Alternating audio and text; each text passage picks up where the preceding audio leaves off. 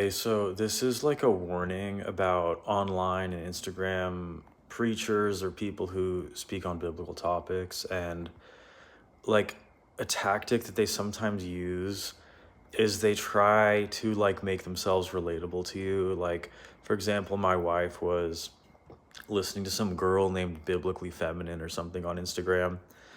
And my wife was kind of like laughing at her. And then I listened to the video, and basically this girl was like, oh yeah, like, because someone asked her about eating pork, is that bad? And then the girl was like, oh well, and she threw up all the out of context scriptures that the unlearned and unstable twist unto their own destruction, right? Because they don't take Jesus's words literally. They take a version of what they think Paul actually meant and overthrow the rest of scripture with Paul. Right? But what she said was like, "Oh, I don't eat pork except at like when my dad cooks it at the barbecue and it's so good, blah blah blah." And like this is what bothers me because I'm kind of like a detail oriented person, is like that is like a nonsense statement because on one hand you're like, "Oh yeah, like I don't even eat pork, but I don't think it matters." But then she says she eats it like every time her dad cooks basically. And I'm like, or other times, like she listed like one other type of pork that she eats or whatever.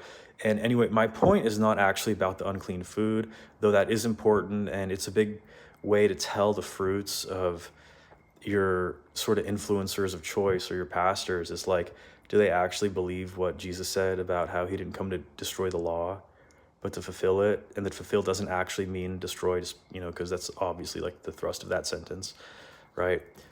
But it's this idea that they're trying to relate to you. They're like, oh, like, yeah, man, I'm just like you, man. Like, I'm gonna tell you guys for sure, I'm not like you at all. Like, my upbringing was way different than most people's.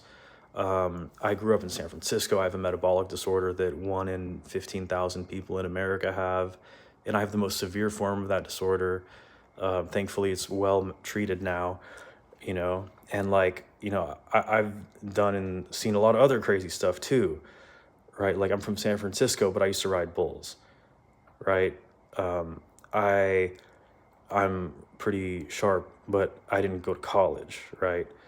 I actually scored really high, and my grandparents wanted me to try to go to Harvard Law School, but I didn't want to because I wanted to do drugs and train martial arts, right? So just beware of people who try to create like fake empathy and like a fake connection with you. All right. God bless. Pray for wisdom.